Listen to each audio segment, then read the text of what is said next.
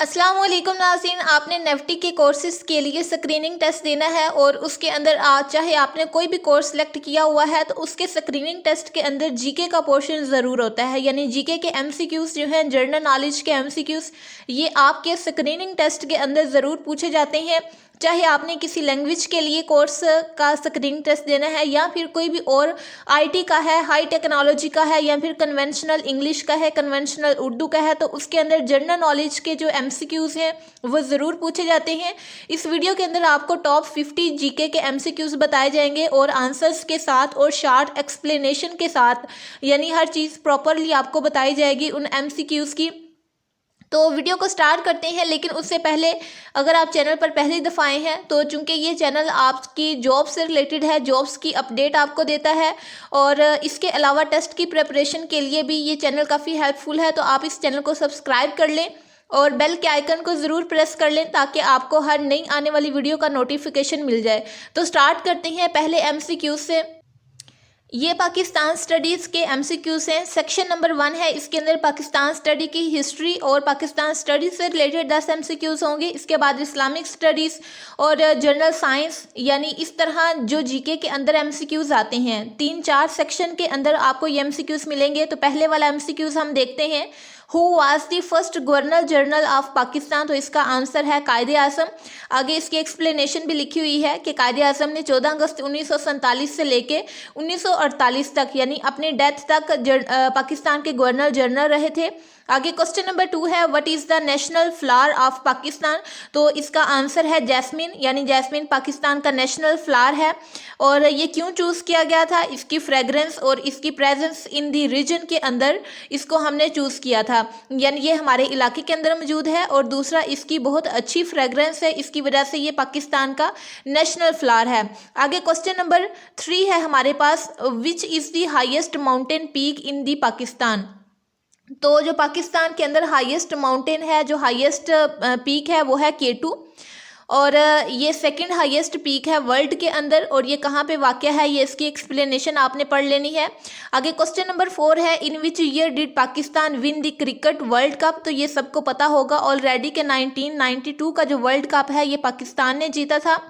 आगे question number 5 है, who rot the national anthem of Pakistan, यानी पाकिस्तान का जो कौमी तराना है वो किसने लिखा है। उसके राइटर का नाम है हफीज़ जलंधरी।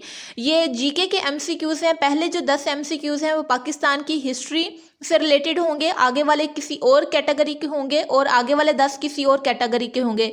इस तरीके से आपको टॉप 50 एमसीक्यूज़ बताए जाएंगे।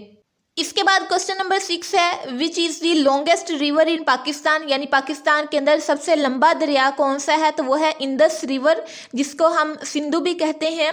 और ये स्टार्ट कहाँ से होता है, it flows from Tibet through the entire length of Pakistan into the Arabian sea. ये पाकिस्तान का सबसे लंबा दरिया है। आगे क्वेश्चन नंबर 7 है, when was the first constitution of Pakistan enforced, यानी पाकिस्तान का जो पहला आयन बना था वो अमल में कब आया था। तो 1956 के अंदर ये अमल में आया था। 1956 के अंदर ही हमारा पहला कॉन्स्टिट्यूशन बना था। आगे एक्सप्लेनेशन में लिखा हुआ है, it turned Pakistan into an Islamic republic but later abrogated in 1958। यानी 1956 का जो आयन है उसने पाकिस्तान को इस्लामिक रिपब्लिक बनाया था, लेकिन बाद में 1958 है उसके अंदर ये चीज़ जो है एब्रोगेट कर दी गई थी, ख़त्म कर दी गई थी। आगे क्वेश्चन नंबर 8 है, the objective resolution was passed in which year. तो इसका आंसर है 1949। ये पाकिस्तान के कॉन्स्टिट्यूशन से रिलेटेड है। ये जो मैंने क्वेश्चन नंबर 7 बताया है ना, when was the first constitution of Pakistan enforced, इसका आंसर तो 1956 है, लेकिन इसकी जो एक्सप्लेनेशन है इसमें मुझे थोड़ा सा डाउट है, ये आप ना करिएगा। आगे क्वेश्चन नंबर 9 है, who is known as the poet of the east, यानी किसको मशरक़ का जो है शायर कहा जाता है। तो पोइट ऑफ द ईस्ट इनका नाम है इलामा इकबाल। आगे क्वेश्चन नंबर 10 है, इसकी एक्सप्लेनेशन आप पढ़ लीजिएगा। क्वेश्चन नंबर 10 है, what is the total area of Pakistan. तो इसका नीचे लिखा हुआ है, आपने ये याद कर लेना है, 796,095 स्क्वायर किलोमीटर। ये जो फिगर है ये एग्ज़ाम्स के अंदर स्टैंडर्ड कंसीडर की जाती है, तो आपने इसको याद कर लेना है। आगे जो सेक्शन 2 है ये हमारे 10 MCQs हो गए पाकिस्तान स्टडीज़ से रिलेटेड। आगे जो सेक्शन 2 है इसके अंदर जियोग्राफी और इन्वायरमेंट से रिलेटेड MCQs होंगे। ये भी जीके का पार्ट है। तो इसके अंदर जो पहले वाला क्वेश्चन है वो है which country is located to the east of Pakistan, यानी पाकिस्तान के ईस्ट के अंदर कौन सा मुल्क वाक़या है, तो उसका नाम है इंडिया। इसकी एक्सप्लेनेशन भी हम देख लेते हैं कि जो पाकिस्तान है वो ईस्टर्न जो बॉर्डर है उसका सबसे ज़्यादा हिस्सा इंडिया के साथ शेयर करता है, यानी पाकिस्तान के ईस्ट वाला जो बॉर्डर है, ईस्ट वाली साइड पे वो सबसे ज़्यादा शेयर होता है इंडिया के साथ। आगे क्वेश्चन नंबर 12 है what is the capital of Turkey. Turkey एक मुल्क है जिसको हम तुर्की कहते हैं, तो उसका कैपिटल हमने बताना है दारुल खलाफा शायद बोलते हैं कैपिटल को उर्दू में, तो वो है अंकारा। ये बहुत इंपॉर्टेंट MCQs है। आगे क्वेश्चन नंबर 13 है which is the largest ocean in the Pakistan in the world. तो जो वर्ल्ड के अंदर दुनिया का सबसे बड़ा ओशन है वो है पैसिफिक ओशन। आगे क्वेश्चन नंबर 14 है the line of control LOC is a border between.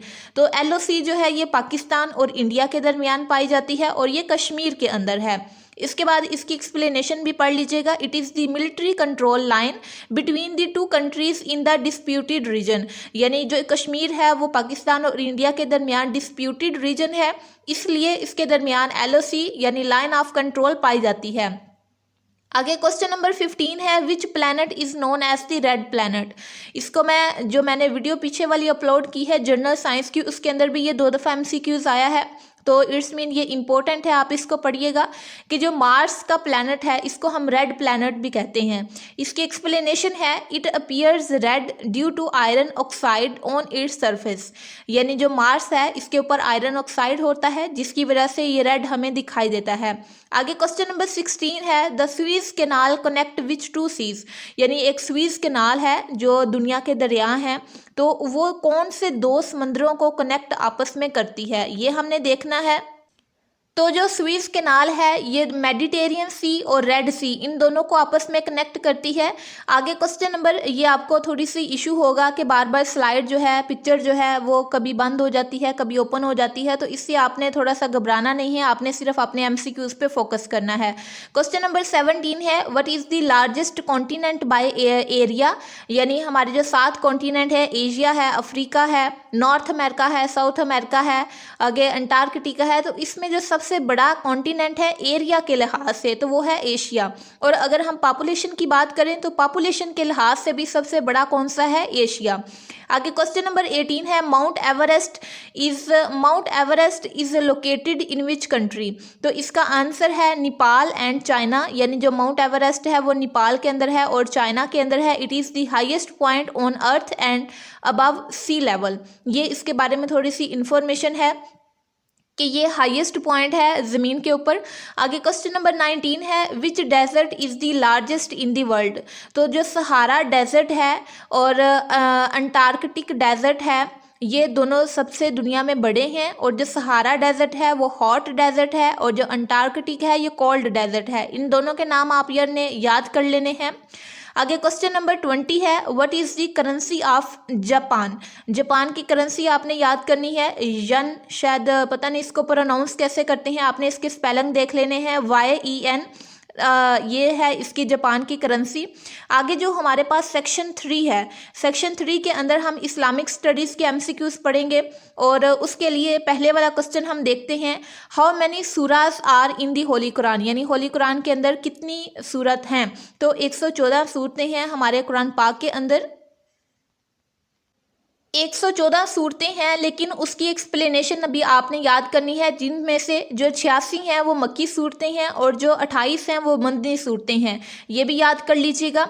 इसके बाद क्वेश्चन नंबर 22 है what is the first pillar of इस्लाम। तो इस्लाम का जो पहला पिलर है वो है फातिहा, यानी शहादत, यानी ये डिक्लेरेशन करना कि अल्लाह ताला एक है, कलमा तैयबा पढ़ना, ये इस्लाम का पहला है पिलर, यानी तौहीद जो है उसको हम कहते हैं, ये इस्लाम का पहला पिलर है। इसकी एक्सप्लेनेशन देख लें। The declaration that there is no god but Allah and Muhammad सल्लल्लाहु अलैहि वसल्लम इज़ हिज मैसेंजर, ये हमारा पहला अकीदा है।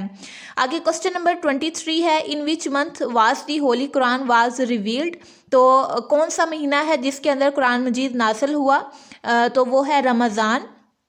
ये आपने याद करना है। और एक्सप्लेनेशन के लिए भी आप देख लें, it was revealed on the night of power, यानी जिसको हम लैलातुल कद्र बोलते हैं, उस रात कुरान पाक जो है वो रिवील हुआ था रमज़ान के अंदर।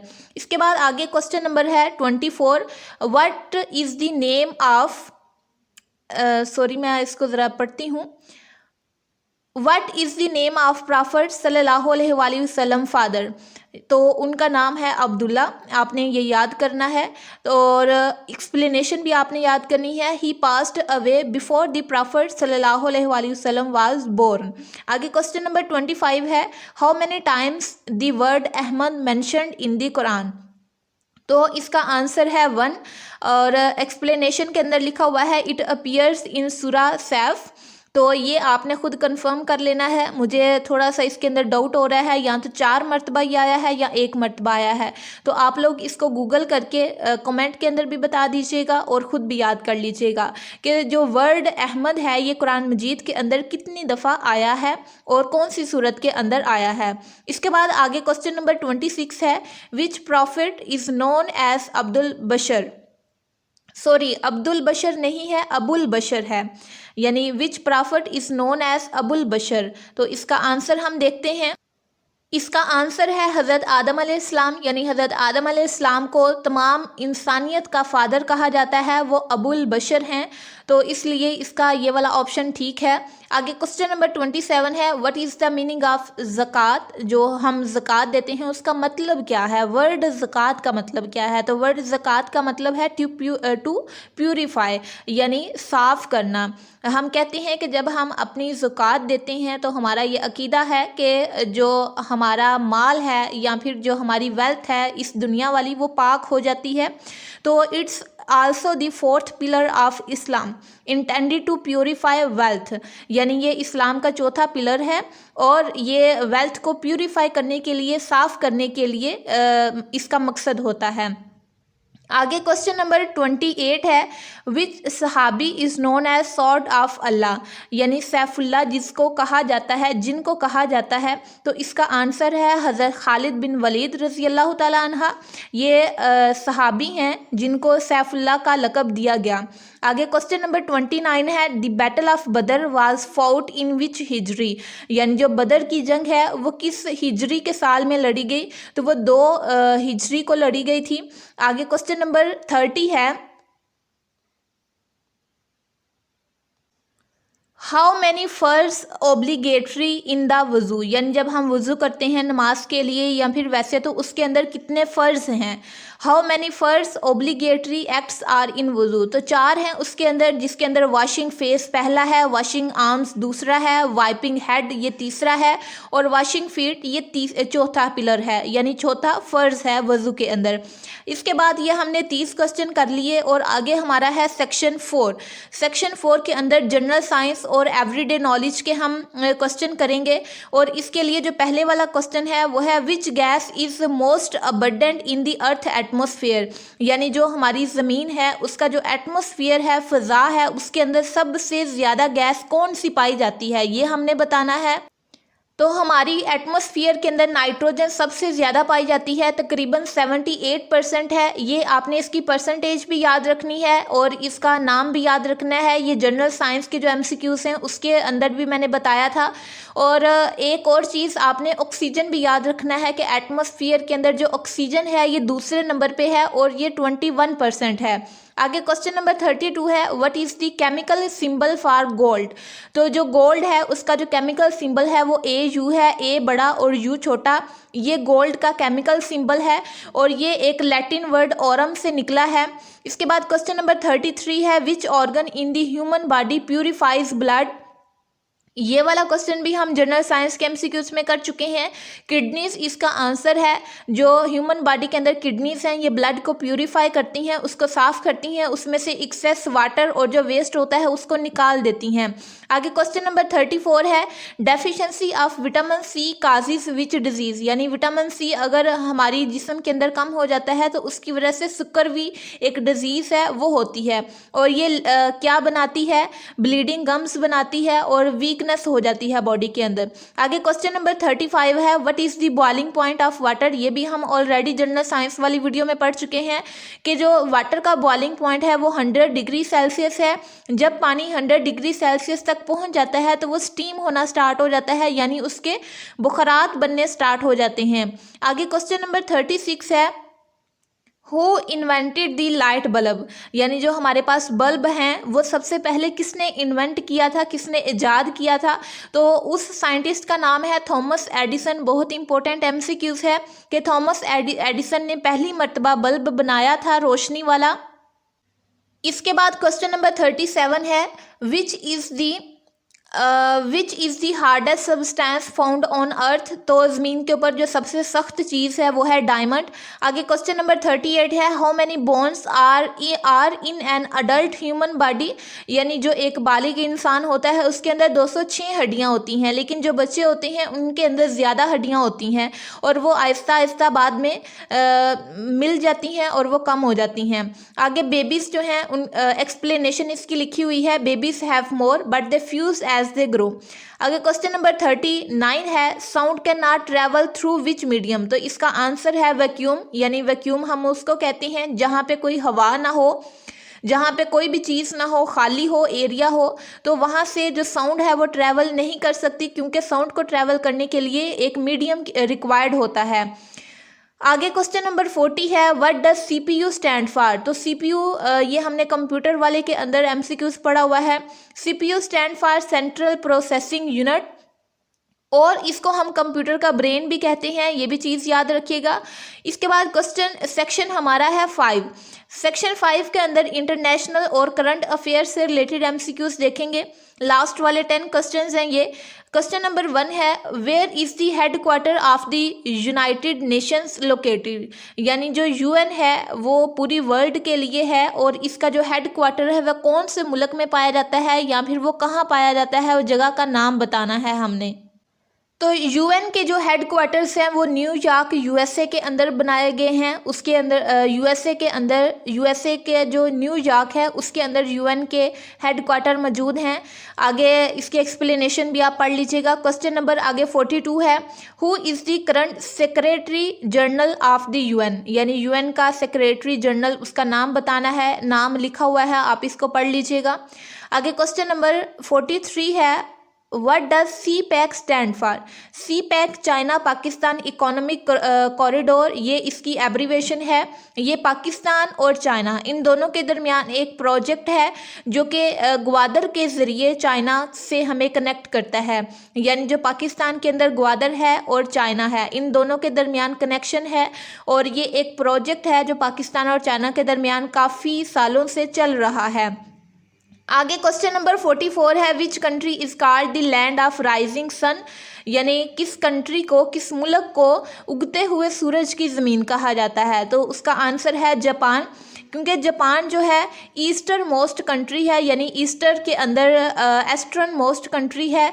इसकी वजह से वहाँ पे जो सूरज जब राइज होता है, निकलता है, तो वो सबसे ज़्यादा दिखता है वहाँ पे, इसलिए जापान को लैंड ऑफ राइजिंग सन भी कहा जाता है। आगे क्वेश्चन नंबर 45 है, FIFA is the governing body for which sport. FIFA जो है ये एक ऑर्गेनाइजेशन है जो कि फ़ुटबॉल, जिसको हम सॉकर भी कहते हैं, ये वर्ल्ड कप हर 4 साल के बाद होता है और फीफा एक ऐसी ऑर्गेनाइजेशन है जो कि ये फ़ुटबॉल का जो वर्ल्ड कप होता है उसको ऑर्गेनाइज करती है, उसको अरेंज करती है और सारा काम इसका करती है। यानी जो फीफा ऑर्गेनाइजेशन है ये फ़ुटबॉल की जो गेम है उसके लिए एक गवर्निंग बॉडी है, उसकी एक ऑर्गेनाइजेशन है।